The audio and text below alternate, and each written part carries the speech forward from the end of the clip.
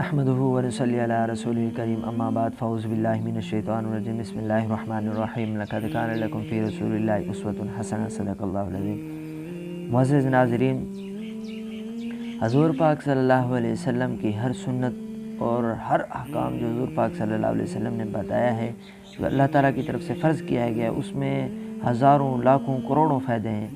آپ اس ایک بات کو لے رہے ہیں کہ روزہ اللہ تعالیٰ نے مسلمانوں پر فرض کیا ہے۔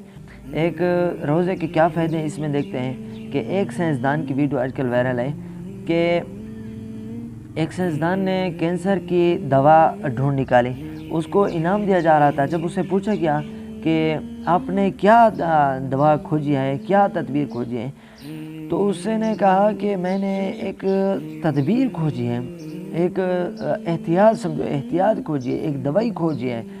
تو اس سے پوچھا گیا کیا دوائی کھوجی ہے، تو اس نے کہا کہ انسان کو کینسر تب تک نہیں لگ سکتا جب تک وہ ان باتوں پر عمل نہ کر لے۔ پوچھا گیا کن باتوں پر عمل کر لے، بولا کہ انسان بھوکا رہے۔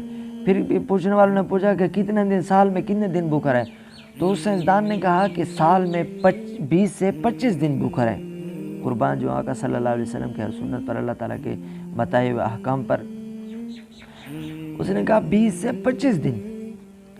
اب انہوں نے سائنسدان نے کہا، انہوں نے پوچھنے والوں نے پوچھا کہ یہ بھوکا رہنے میں کیوں، یہ کینسر کی حفاظتی تدبیر ہی کیوں، بھوکا رہنا ہی کیوں ہے؟ تو اس نے کہا کہ انسان کے جسم کے اندر کچھ گلے سڑے ہوئے حصے ہوتے ہیں، سڑے ہوئے حصے۔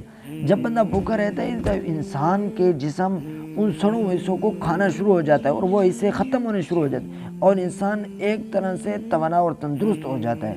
قربان جو آقا صلی اللہ علیہ وسلم پر، حضور پاک صلی اللہ علیہ وسلم کی ہر سنت میں ہزاروں لاکھوں فائدے، اللہ تعالیٰ کے بتائے وہ ہر احکام میں ہزاروں فائدے، اور امید ہے انشاءاللہ آپ روزے رکھیں گے، جتنے بقایا روزے ہیں انشاءاللہ آپ پورے روزے رکھیں گے۔ اللہ پاک عمل کرنے کو توفیق عطا فرمائے۔